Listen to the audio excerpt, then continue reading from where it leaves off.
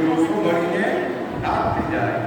એટલા માટે જીવનની અંદર જે માણસો ભગવાનના રસ્તે ચાલ્યા કરે તો એને જીવનમાં કોઈ દોષોને પૂરો કરતા નથી. એના પર શ્રી હરિની કે ભગવાનની વિશેષ કૃપાઓ રહી.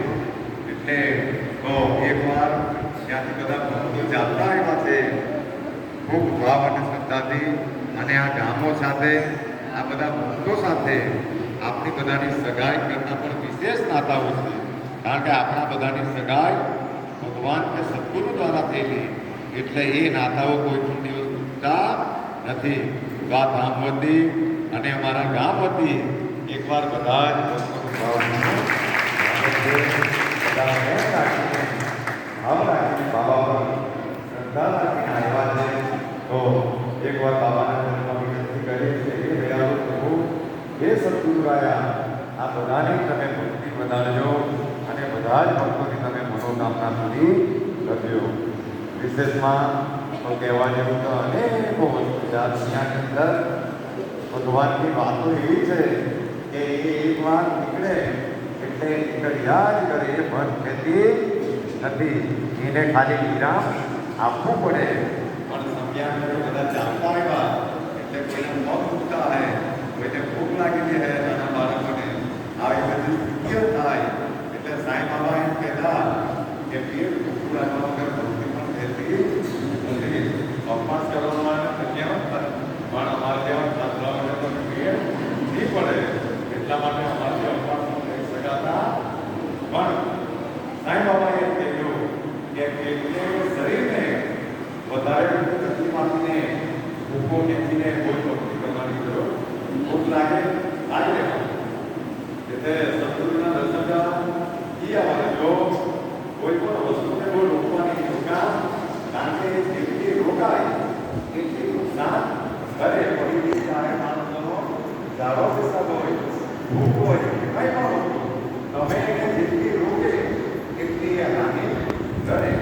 એટલે અને કોઈ માણસો ભૂખાઈ મોટી એને પણ બહુ રોકવાના નહીં. તો જેટલા રોકે એટલી બધા. એટલે આ પરંપરા છે, આ સંતોની પરંપરાઓ છે. તો આવી બધી બહુ વસ્તુને રોકવાની જરૂર નથી.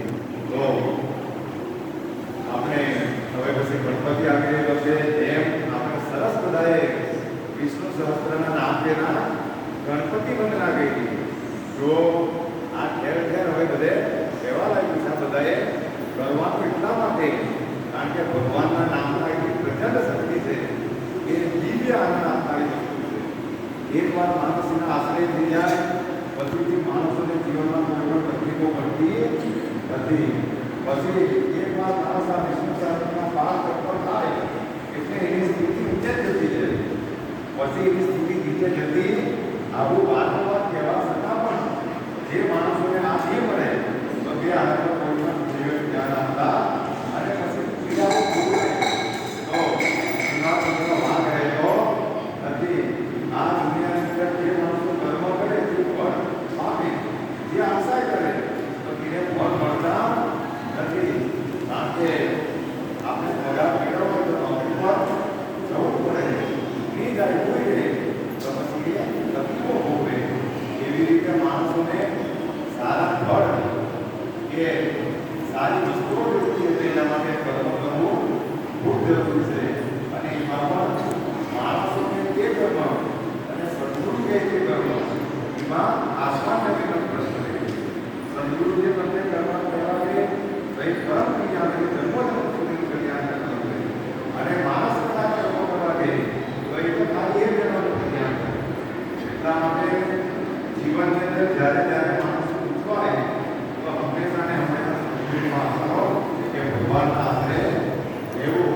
કારણ કે માણસો બધા માયાની અંદર જીવવાવાળા છે, એટલે એ લોકો માણસો જાણતા હોય. જો આ દુનિયાની અંદર સંતો એમ કહે કે જે આત્મામાં મારે સ્થિર છે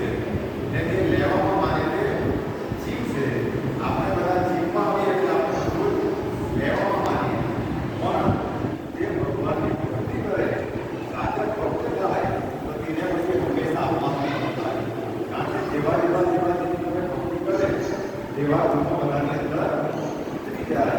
એટલા માટે આપણે ઘણી બાબતો વિષ્ણુનું સ્મરણ કરતા હોય એ તત્વ તો એક જ છે. એટલે એના સંબંધમાં રહ્યા બરોબર એના સંબંધમાં એવા ગુણ ડેલીમાં આપણી અંદર ઉતરી જાય. પછી આપણી ભક્તિ વધે ત્યારે આપણને લેવાની મન થતું નથી, ત્યારે આપવાની પણ પડાય.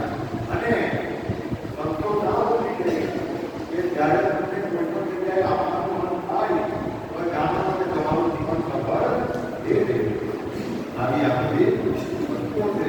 એટલે જ્યાં સુધી તમને મારું કરવાનું મન થાય ત્યાં સુધી જાણો કે તમારી ભક્તિ પણ નથી. અને તમારી અંદર ભક્તિના માસમાં જે દિવસે તમને આપવાનું મન થાય, જે દિવસે કોઈને બગાડવાનું મન થાય, તે દિવસે જાણો કે ભક્તિ ઉતરી રહી છે. અને એ દિવસ દરમિયાન રહે એમાં કોઈ સંતાનને ના નથી. તો વિશેષમાં ગણપતિના દિવસે રાતના આવીએ સાંઈનાથની અંદર અમારા સદગુરુજીએ ઈચ્છા હતી કે ગણેશનો સત્સંગ થાય. તો અમારા પોતાના તો નિર્ણય 2 દિવસ સુધી સાંજે ખાલી 2 કલાક સત્સંગ છે. એની અંદર ગણેશ સ્તુતિ પણ આવી જશે અને ગણપતિની વાતોમાં એને કેમ જરૂરી કરાવવામાં આવે એનો મહત્વ છે. આ બધી ચર્ચાઓ થાય કે ખાલી 2 કલાક સારા 7 સારા 9 અને આ પુસ્તકો બધા લેતા જજો. અને મહાપ્રસાદનો મોટો દિવસ લેતા સત્સંગ 2 દિવસ છે પણ આ કાર્યક્રમ 3 દિવસમાં છે. તો પત્રિકામાં વાંચે બધાને ખ્યાલ આવી જશે. તો એ પણ બધાને ભાવભીનું આમંત્રણ છે. 9 થી 9:30 સુધીમાં આ કાર્યક્રમને પૂર્ણ કરી દેવાનું છે. તો બધાને ભાવભીનું આમંત્રણ છે. ગણપતિની અંદર તો જ્યારે તે સિઝન આવે, કેરીની સિઝન આવે ત્યારે કેરીઓ ખાઈ લેવાની. આવી રીતે આખા વર્ષ કેરીની સિઝન આવે તો તે વસ્તુ કરી લેવાનું. એટલે આ સિઝન ગણપતિની આવી છે. તો ગણપતિ વિઘ્ન હર્તા છે, બુદ્ધિનો દેવ છે. તો એ ફળ ખાઈ લેવાની છે. એની ભક્તિ તમે કરી લે એટલે તમારા સંકલ્પોથી લઈને તમારી બુદ્ધિથી મજબૂત બને. સંકલ્પો દૂર થાય કારણ કે આ વિઘ્ન હર્તા તમારા વિઘ્નો લઈ લેવાવાળો છે. પણ જ્યારે એની વસ્તુ આવે ત્યારે તે કરી લેવાની. ગુણ તમારી અંદર ઉત્સવમાં મહત્વ છે. પણ આપણે બેસાડીએ ગણપતિને અને ત્યાં બધા પાના રમે, ત્યાં બધા લક્ષ્મીને દાવ પણ લગાડે એટલે પછી ત્યાં બધાની દરિદ્રતા આવે. જ્યારે ભગવાનને બેસાડે તો ત્યારે તેની સ્તુતિ પ્રાર્થના એના બાદ આવું કરવાનું છે. પણ આપણે બધા દૂધ કરીએ, દારૂ લાવીએ, ત્યાં 5 પછી બાળકો કરીએ અને પછી તે ગણપતિ રડે. ગણપતિ કોઈને પણ કરતા નથી. અને જે કરતા રહીને શું કરતા એ કોઈને કરતા નથી. પણ આપણે આવા ખરાબ લોકો કરીએ એટલા માટે પછી આપણને સંકલ્પો થાય. એટલા માટે કોઈએ પણ ગણપતિ પાસે કે ભગવાન પાસે આવા મોટા કામો કરવાની જરૂર નથી. જે તમે ત્યાંથી કરે એ તમે ફળ પામો. એટલે હંમેશા ને હંમેશા આવા ઉત્સવો આવતા હોય એના પાછળ કંઈ કારણ રહે પણ આપણે એને જાણવાનો પ્રયાસ કરતા નથી. એટલે ખાલી વાત કરીએ, ખાલી રીત કરી શકીએ, બાકી માટે કંઈ આપણે શીખી શકતા નથી. એ તો તમે જેની ભક્તિ કરે એના યોગો બની જાય. તમે બાબાને ભક્તિ કરે તો તમારો સીડી જવાનો યોગ બની જાય. તમે ગણપતિ દાદાની ભક્તિ કરે તમારો અષ્ટમીનારાયણ ગણપતિ દાદાને જવાનો યોગ બને. એમાં કોઈ સંશય નહીં મળે. પણ આપણે સાચી શ્રદ્ધાથી કે સાચી નિષ્ઠાથી આ વસ્તુને કરવામાં માનતા જ્યારે સારી વાતો ચાલે ત્યારે આપણે બધા વાત કર્યા કરીએ ત્યાં અલગ જગ્યાએ હોય. એટલે પછી આ વાતો આપણને સમજમાં આવતી. બાકી તમે ખાલી ને ખાલી સીધી ભક્તિ કરે, તમે એના વિઠ્ઠલ સ્મરણ કરે, તમે 21 દિવસ સુધી સંતો એટલે 11 મહિના તમને 15 જવાનો યોગ નહીં આવી જાય. પછી 15 વિઠ્ઠલનો વિઠ્ઠલ નામ પણ એના માટે કારણ કે આપણે તો નાના કરતા પણ ઘરનું નાશ બધું દેખાયા કરે. અને કોઈ